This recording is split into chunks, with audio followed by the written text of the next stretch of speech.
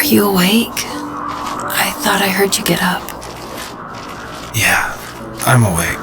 Sorry, I just can't sleep. Are you thinking about him? Yeah, a bit. You should get back to sleep, my love. I'm fine. No, it's okay. What else is on your mind? I don't know, it seems weird, but I had one of the most vivid dreams of my life. I saw a fox on a snowy mountain, just looking confused and worried.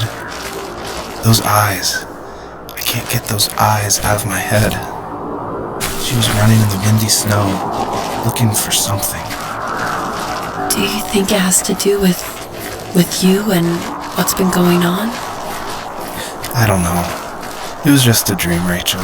They're not meant to make sense. A lot's happened the past couple days, that's all. Well, if you're not going to sleep anyway, you should tell me. I want to hear. All right.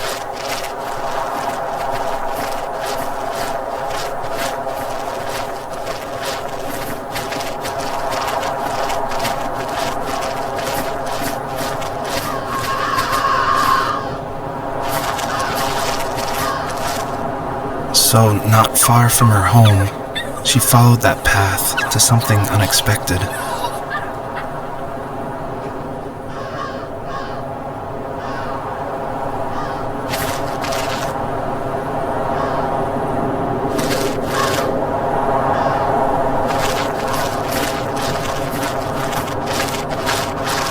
She couldn't stay, though. She had to find her other two children. So she took that path. She followed it towards something ancient. Something with answers.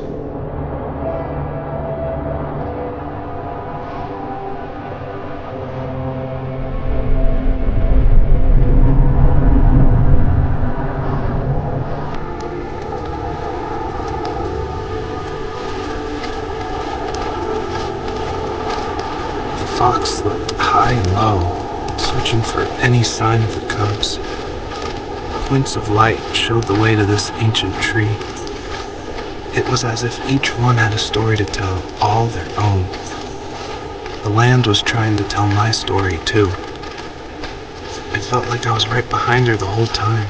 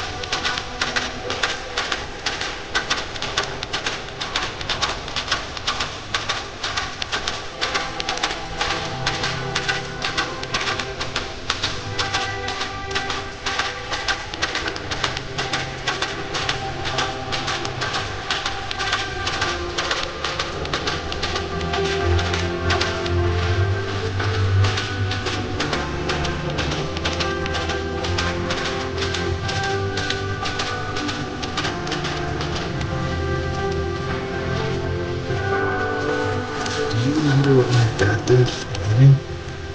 Wasn't he like a lumberjack? That's one way of putting it. Wood was a canvas, and a carving knife was his paintbrush. Even after working a 50-hour week, even after his hands were more splinters than skin, he would bring home the nicest piece of Alaskan wood cedar and make me toys. That wooden train was the first toy I can remember, and I loved it. I just knew from a young age I was going to be a lumberjack, like my father.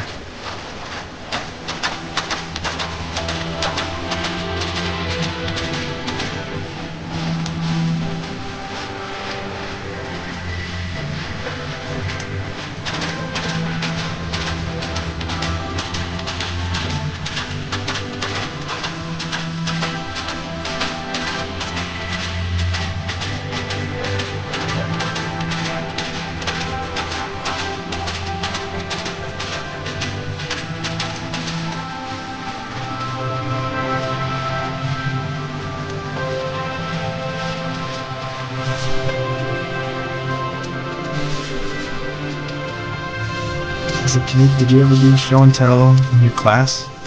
Yeah, I think I only did it once, when I was in the 4th grade. You know how my life was around then. I wanted to show my class what helped pass the time and distracted me. So I brought a dozen paper cranes I had made. I think I told everyone how badly I wanted to be a bird and fly, embarrassingly enough. Don't be embarrassed. Every kid wants to fly. For me, it was another toy from my dad, a wooden boat. I remember guarding it so carefully in my hands as I walked into class. When I sat down, a group of boys immediately made fun of it. They asked which trash can I found it in, or why an ugly log was my favorite toy. When I got up, I didn't even want to tell them my dad had carved it. I said it was a joke gift my friends had given me. Kids can be so cruel. Some of them are. I shouldn't have let them get to me, but it did. It's amazing we bounced back at all.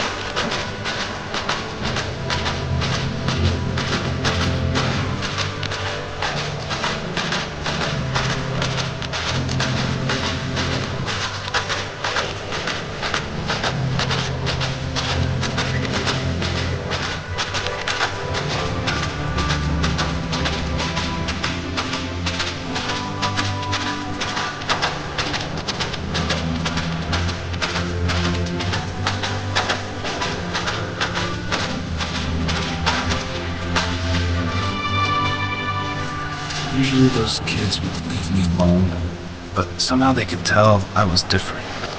They made fun of how far away I lived, called my dad a sourdough. I was a blabbermouth as a kid, telling my dad stories on there for hours. But after that show and tell, I didn't tell him much anymore. He didn't know exactly what was wrong, but his best guess was that the toys he carved weren't cool enough. He carved me a tank. Tried to tell me what it was like to be in a real tank as a serviceman. I didn't know your dad was in the military. Yeah, in the army.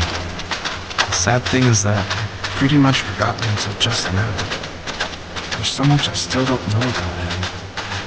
I'm sorry. He knows how much you love him. You're going to see him again soon and have some closure, I'm sure.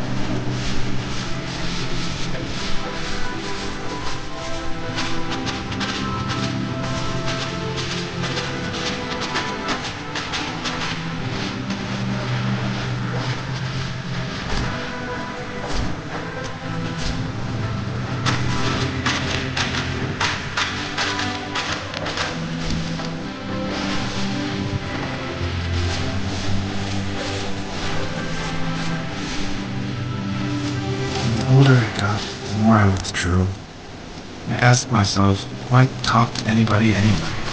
Why bother when I'm happy by myself? I started drawing a lot, mostly animals I saw in the woods by my home.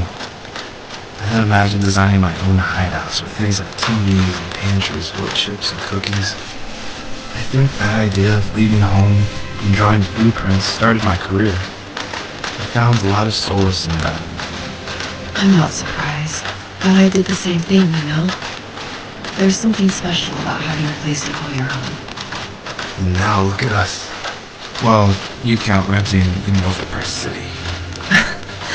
It's as close as we can get for now.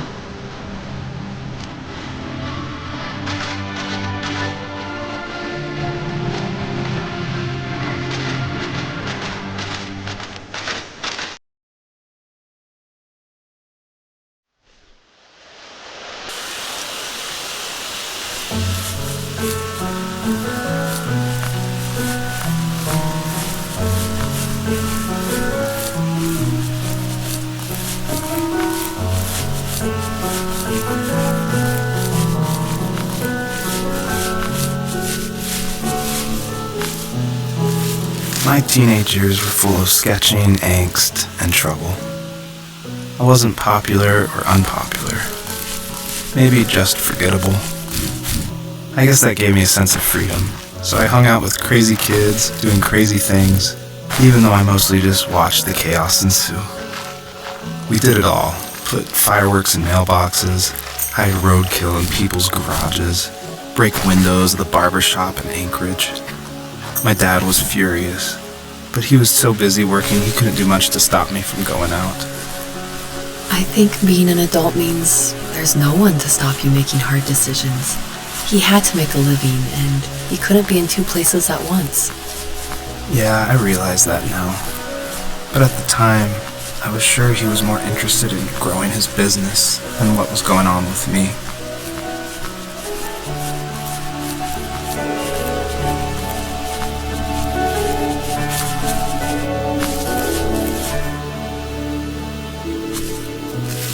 He was working another late night, and my friends were over, saying how bored they were and how they'd come all the way out to my house for nothing.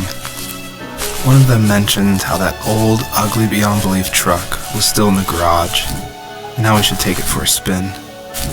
I was only 15, so I kind of fought it for a while. The next thing I knew, we were careening around the mountain path, rocks spitting onto the sides of the cliff, while my dad's cringeworthy bluegrass blared out the speakers.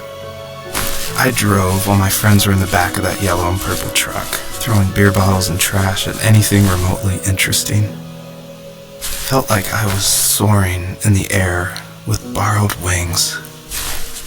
But all good things have endings. A cop outside of Eagle River pulled us over after he saw us send a bottle rocket into someone's yard. What followed was a long night of talking to disappointed adults and feeling smaller than ever.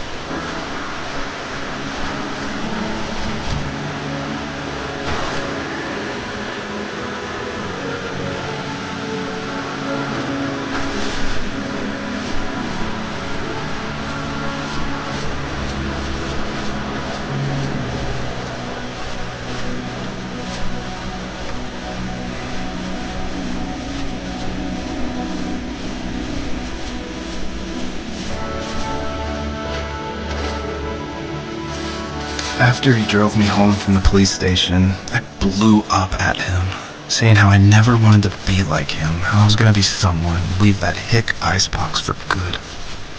He just looked forward at the road with tired eyes. I took out that bluegrass tape from the cassette deck and chucked it out the window. In my sage teenage wisdom, I thought I proved the ultimate point, but my dad had a different idea. He slammed the brakes, slowly bowed his head while gripping the steering wheel, and finally looked at me. All he said, like it was a polite request, was, "Make this right." I sat there in silence, fuming, but I eventually got out and combed every square inch of the woods, muttering profanity after profanity. I found it 30 minutes later, near a small waterfall off the road. I went back to the truck, put the wet tape back in, and sure enough it worked. We didn't speak another word to each other the rest of the night. Wow, I knew you were a crazy teenager, but It's hard to believe, isn't it? Surprises me too. It's like I didn't really know who that kid was back then. I bet my dad thought the same thing over and over. It's almost like he was saying, "Make this right," to himself, more than to me.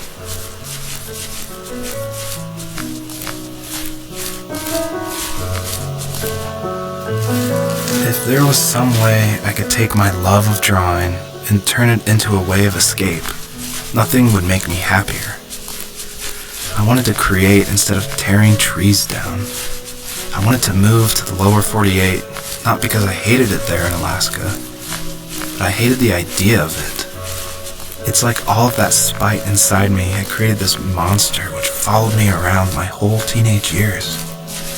I put so much energy into doing what others didn't expect of me. Why did I do that? there's one fact you're forgetting, though. If you didn't have that fire in you, we probably would have never met. You're absolutely right. Maybe the destination is all that matters in the end. But then why am I awake? Why am I seeing this fox go on her journey? And why can't I stop thinking about my dad?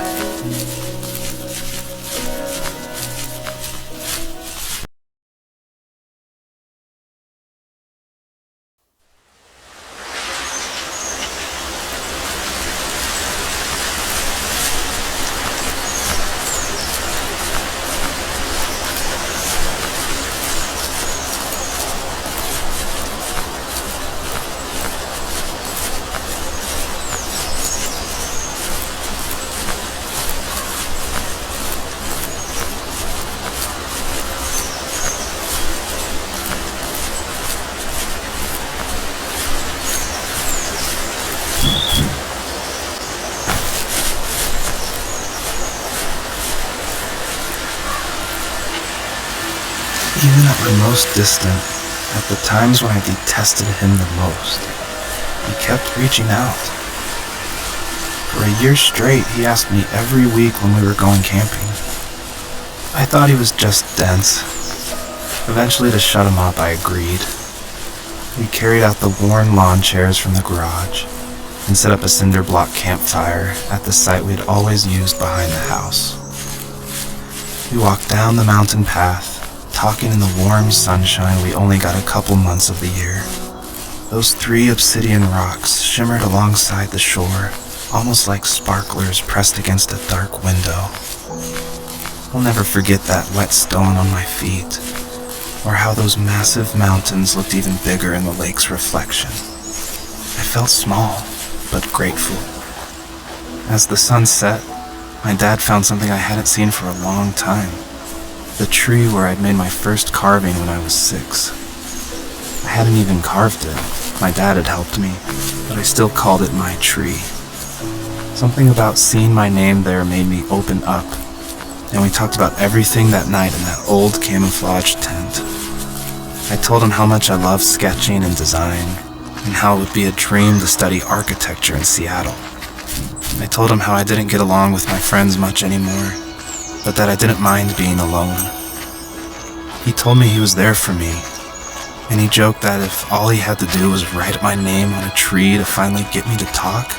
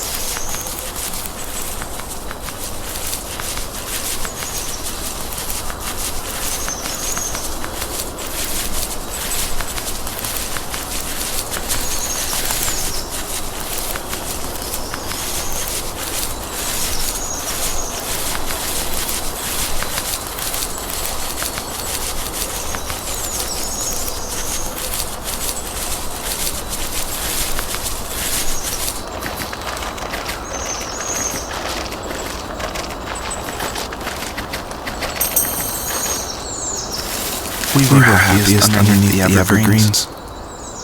We decided it was time to finally map out the hundreds of acres we lived on just to pass the time during the summer.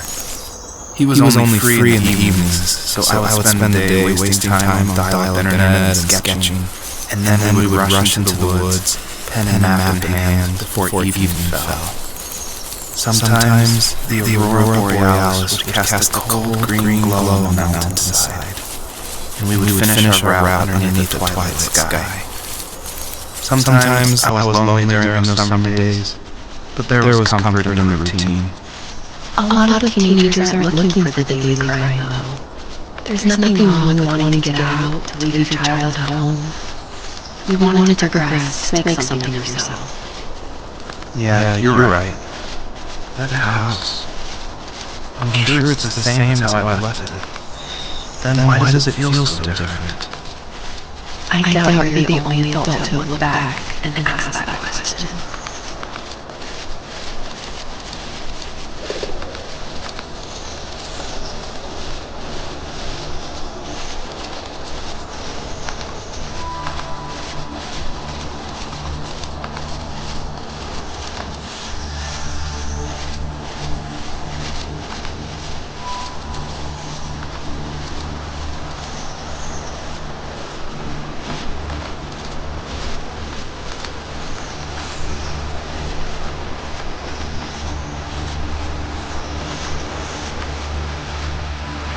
My dad built a lot of stuff in his free time. If he wasn't watching fly fishing or reading Tom Clancy novels, he was carving something. He made tons of bird houses. Not that he was in bird watching, but I think he really missed working and heading on to home. If he couldn't afford the time to build onto our own house, he would have to settle with watching birds move into their little homes.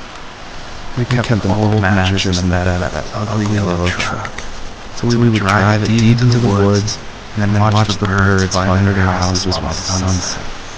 Usually it was accompanied by venison jerky or a cold Coke, but not a lot of talking, which is how we both liked to do.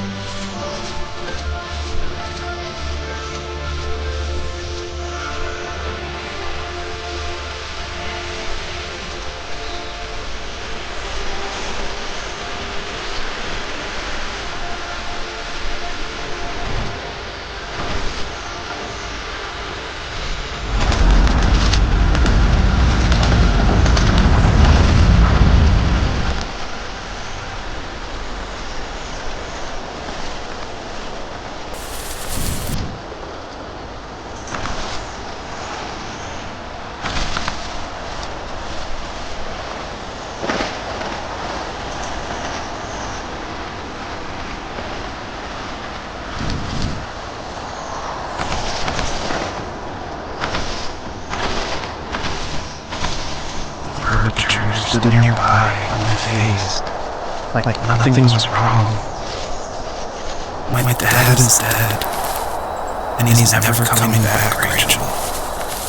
I can tell you these stories, I can never reminisce with him again.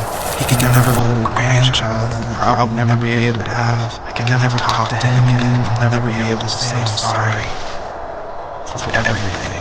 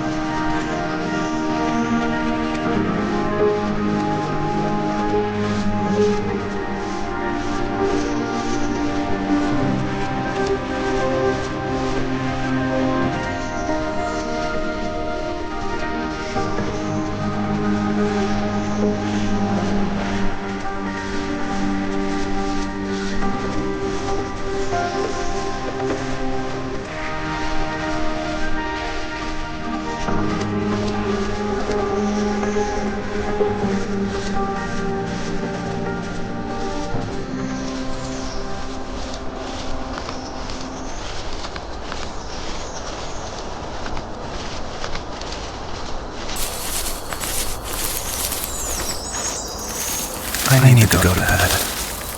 I just can't talk about this anymore. Good night.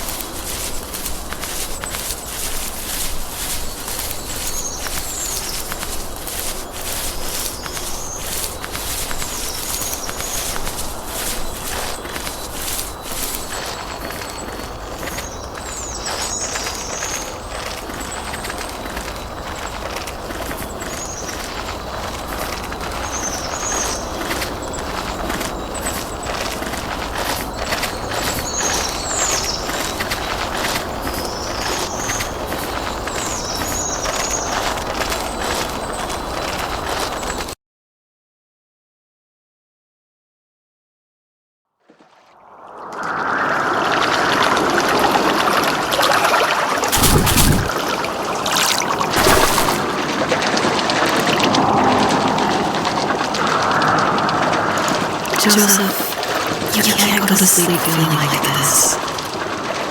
I'm sorry for everything, and I know you need space, but I'm here for you. You don't need to feel so lost. Joseph, have I ever told you what my mother was like?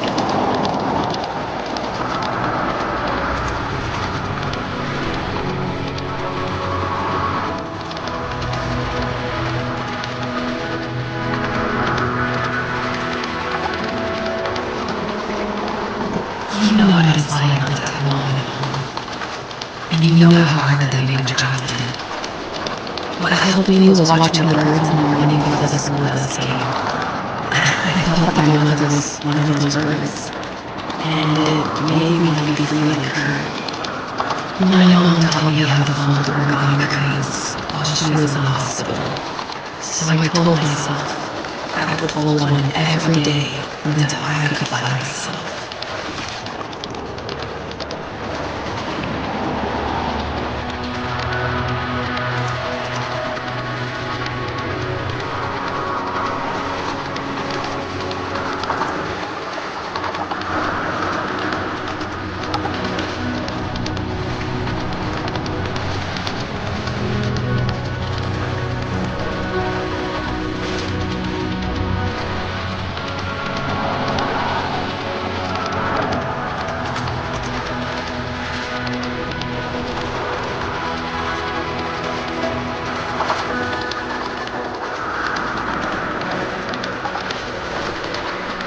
You have strength, Joseph, and you're not as alone as you think.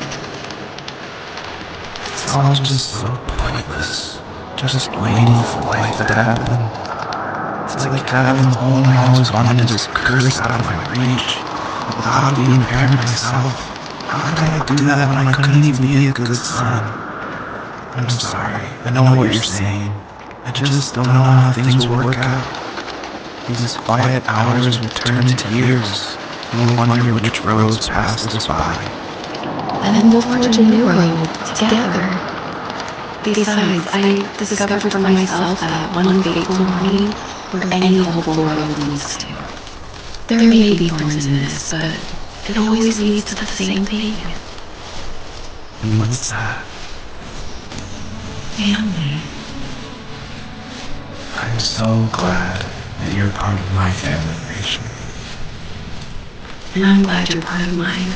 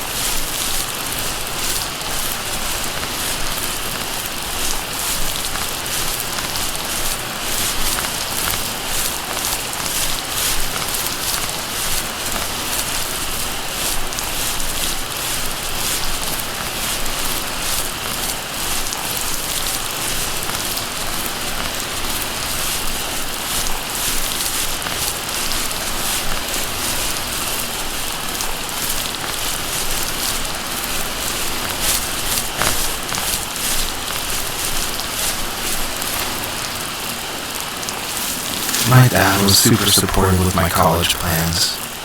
To a point. Things were okay until this terrible accident happened. I guess a forklift flipped over due to a bad axle, and it crushed one of the workers there. My dad didn't eat for days, even though he wasn't directly involved. It devastated him. Not only did it hurt the business, but it just freaked him out. He would talk in his sleep, muttering things about firing people and saying sorry. One fateful day he approached me, said that since my school search wasn't going well, I should finally be a man and take over the family business. He said one day he was going to die, and that all of his work, sacrifice, and even that man's life would be wasted in vain. I just lost it. Teenage me just exploded at the thought. I screwed up. I said things I shouldn't have. He was having a crisis, and I pretty much spit in his face.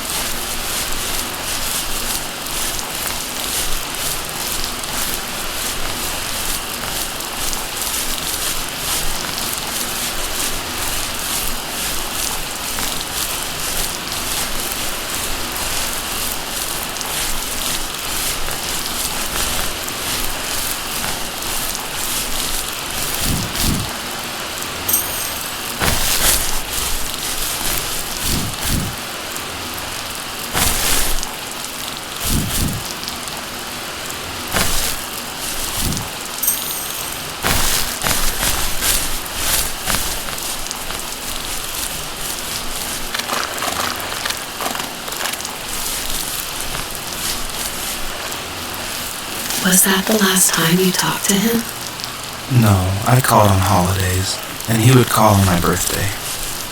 I guess we acted like nothing ever happened, which was stupid. Didn't want to ask about his lumberyard, and I'm sure he didn't want to ask about my job search. I never went back and visited. I think the last conversation we had was about what movies we had seen, and what exactly a best boy is in the credits. I thought he would be here so much longer.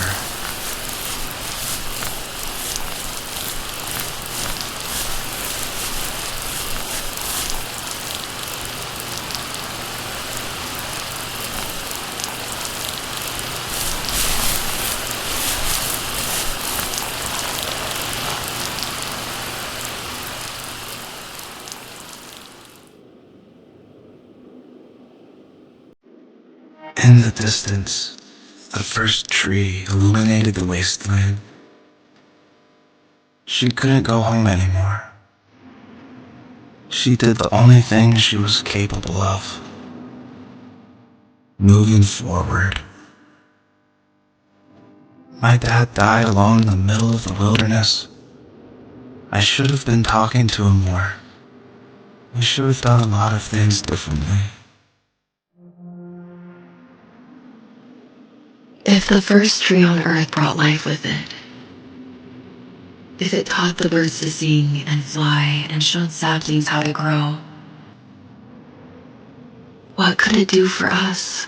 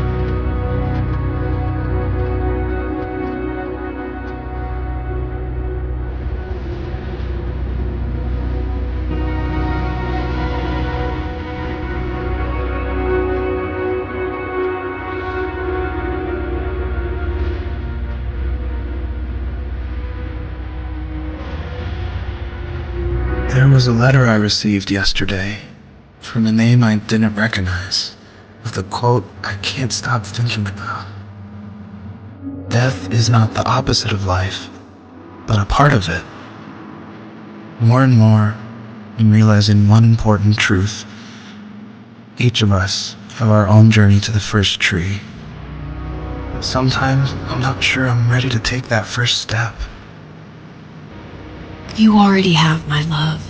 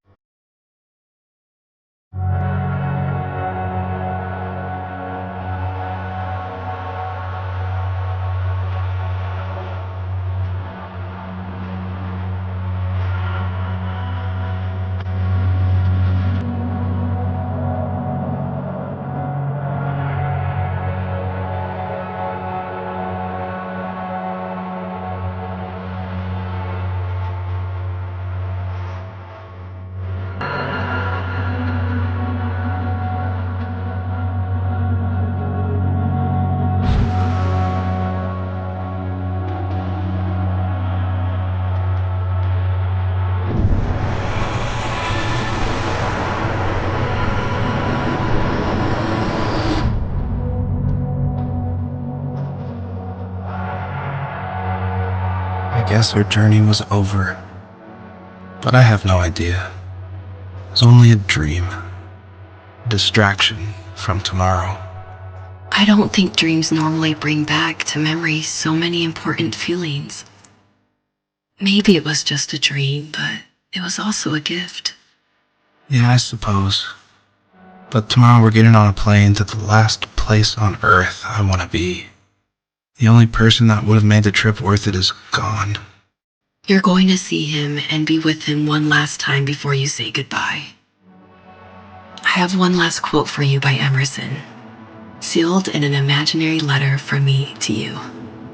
It is the secret of the world that all things subsist and do not die, but only retire a little from sight and afterward return again. Go to sleep, my love. We have a big day tomorrow, but I'll be there with you every step of the way. Thank you. Thanks for listening. Good night, Rachel. Good night, Joseph.